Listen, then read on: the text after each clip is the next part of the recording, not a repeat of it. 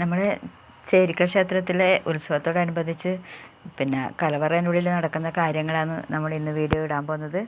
അപ്പോൾ നമ്മളെ വീഡിയോയിലേക്ക് എല്ലാവർക്കും സ്വാഗതം.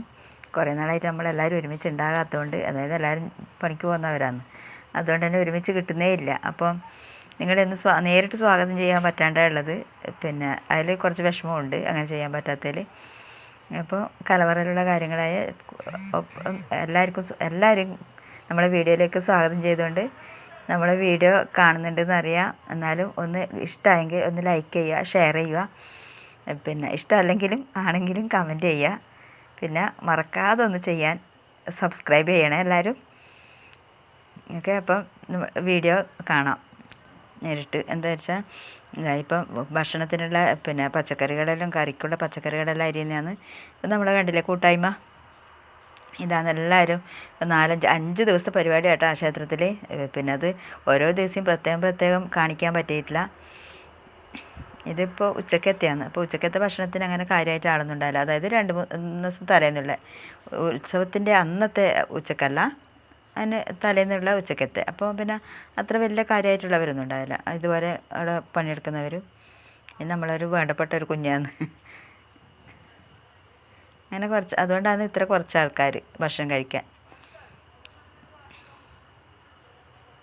ബാക്കി എല്ലാ ദിവസവും പകൽ കുറച്ച് ആൾക്കാരെ ഉണ്ടാവും, രാത്രി മാത്രമേ എല്ലാവരും ഉണ്ടാവും. ഉത്സവത്തിൻ്റെ അന്ന് ഒരുപാട് ആൾക്കാരുണ്ടാവും പകൽ. എന്നെ കാണാൻ വരുന്നവരല്ലോ.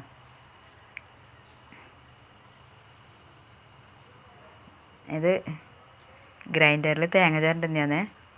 ഞാൻ തേങ്ങ ചിരണ്ടുന്നത് ആ കാവിൻ്റെ പിന്നെ ഇവിടുന്ന് തന്നെയാണ് പഠിച്ചത്. തേങ്ങേൻ്റെ ഇപ്പുറം ഇരുന്ന് ചിരണ്ടുന്ന അവരാണ് തന്നെ തേങ്ങ അങ്ങനെ പിടിക്കാൻ പഠിപ്പിച്ചതും. പേടിയായിരുന്നു ആദ്യമല്ലോ, കൈക്ക് കൊള്ളും കൈക്ക്, എന്നാലും അതൊന്നും കാര്യമാക്കില്ല. അത് ചിരണ്ടാൻ അറിയുന്നതുകൊണ്ട് തന്നെ അവിടെ എത്തിയാലും ഞാൻ അതിന് മാത്രമേ അധികം അങ്ങനെ നിൽക്കാറുള്ളൂ. ഒരാൾ തൈര് പിഴിയുന്നുണ്ട്.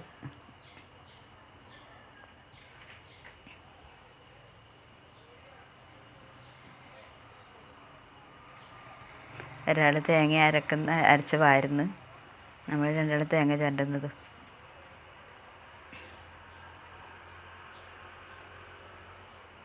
അത്രയും നല്ലപോലെ ശ്രദ്ധിച്ച് പിടിച്ചിട്ടില്ല എങ്കിൽ ചിരട്ട കയ്യിൽ നിന്ന് ഇളകിപ്പോവും, തെറിച്ച് പോകും.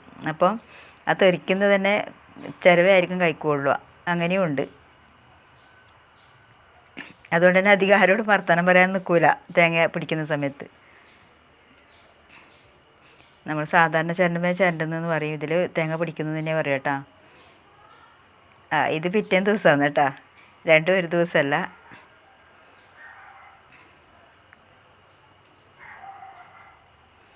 കാണാൻ നല്ല സ്റ്റൈലാണ്, പക്ഷെങ്കിൽ അത്രയും പേടിച്ചാന്ന് പിടിക്കുകയും ചെയ്യുക.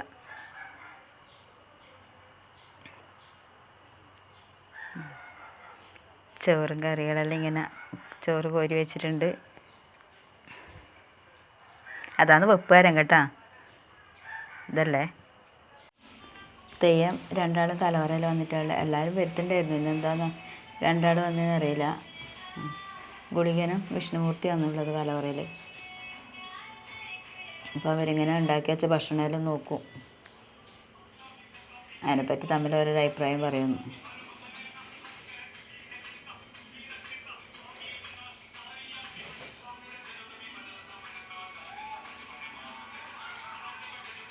അപ്പുറം പായസമുണ്ട്, അതാണ് പായസം കാണാനാണ് അവർ തിരിച്ചവിടെ പിടിച്ചത്. ഒരാൾ ചോറ് വരുന്ന തിരക്ക്.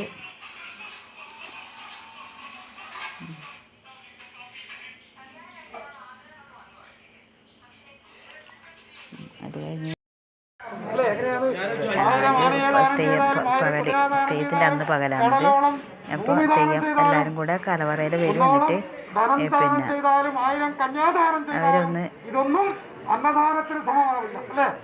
നമ്മളോട് ആ ഭക്ഷണത്തിന് ഇത് എല്ലാം മഹാത്മ്യെല്ലാം പറയുന്നു.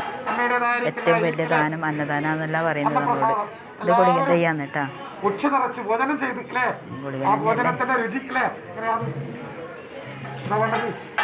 ഏതൊരു ഇങ്ങനെയാണ് ഭോജനം കഴിക്കുന്ന നേരത്തും ഈ രുചി അല്ലേ, അമ്മയുടേതായിരിക്കുന്ന ഭോജനത്തിന്റെ കമ്മിറ്റി മെമ്പേഴ്സാണ്. എല്ലാവരും ശ്രദ്ധയോടെ കേട്ട് നിൽക്കും. അവരുടേതായിരിക്കുന്ന ഈ മഹാസൗദത്തിൽ അല്ലേ, എങ്ങനെയാണ് എന്റെ പാദസ്പർശനം ഇതൊക്കെ ഞാനിങ്ങനെ സെൽഫി എടുത്തു. ഇത് വിഷ്ണുമൂർത്തി. മത്സരം വരെ എന്താണെന്ന് ചോദിച്ചത് ഇല്ലായ്മയാ പറഞ്ഞത് അല്ലേ? ഇന്ന് എല്ലാമായി എനിക്ക് അതിലിടയ്ക്ക് ഇങ്ങനെ വീഡിയോ വേണമല്ലോ, അതുകൊണ്ട് ഞാൻ എടുത്തതാണ് ഇങ്ങനെ. അല്ലേ? അതും ഞങ്ങളാകുന്ന ഈ ശക്തി ഇല്ലെങ്കിൽ പിന്നെ എന്നെ കാണുന്നില്ല, ഞാൻ മാത്രമേ ഉള്ളൂ. മക്കള് ബുദ്ധിമുട്ടുണ്ടാവില്ല. പറഞ്ഞില്ലേ മോള് കർമ്മം ജർമ്മനിയല്ലേ, അതുകൊണ്ട് പിന്നെ ഇവിടെ അങ്ങനെ കർമ്മഫലം വന്നിട്ടില്ല. തരും ഭഗവാൻ കേട്ടോ. കർമ്മഫലമായിരിക്കട്ടെ. ഇന്ന് പോയി നേരം മുടക്കാം.